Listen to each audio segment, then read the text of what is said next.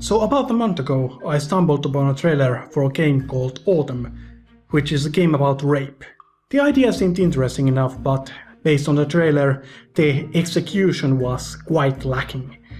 You shouldn't wander to the comment section though, because there is cancer lurking there. I mean, good god, people were hating this game based on the first trailer.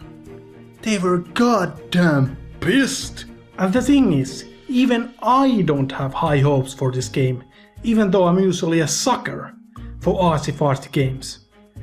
I would play a game that would have to be started by twisting my testicles if it had a good story.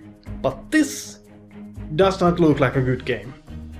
No, it looks more like a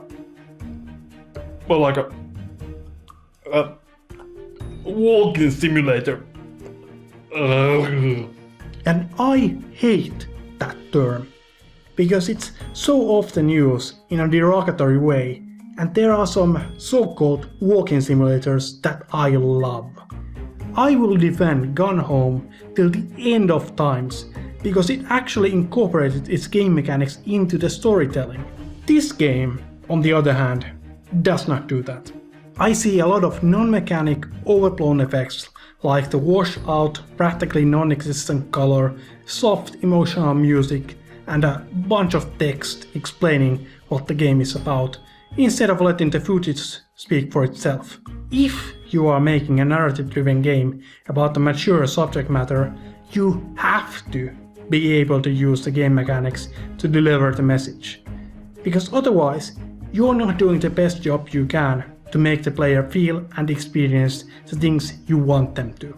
Games have immense potential to deliver messages and emotions even better than books and films. And I am so excited for that.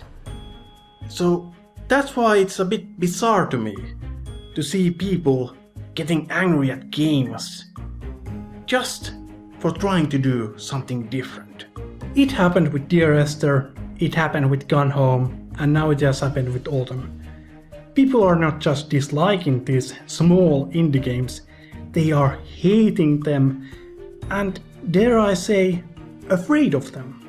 Yes, many seem to be afraid that somehow these games, made exclusively by small indie studios, will somehow destroy the action-focused, trigger-happy AAA market. That is ridiculous. While listening to some of those people, you could imagine that they are just being bombarded with these experimental, narrative-driven artsy games. In reality though, only a few of those have made it big, which is nothing compared to all of the big, successful, fun, action-focused games released just last year. I guess the fact that at the beginning games were marketed as toys for having fun with, in contrast to films, for example, which people probably had no idea what to do with, has a lot to do with why gamers are so heavily against games that try to move away from that idea. But nobody is going to take away your joyful AAA extravaganzas. I mean, for crying out loud, one of the biggest games released last year had the player shooting moon Nazis in it. I think it's a little bit too early to start worrying about games taking themselves too seriously. In short, there is enough room for everybody in this gigantic, urine-soaked sandbox that we call gaming. Whether you're in it just to have fun or to experience something new and deep, it's all good. Just let others play with their toys in peace. Okay?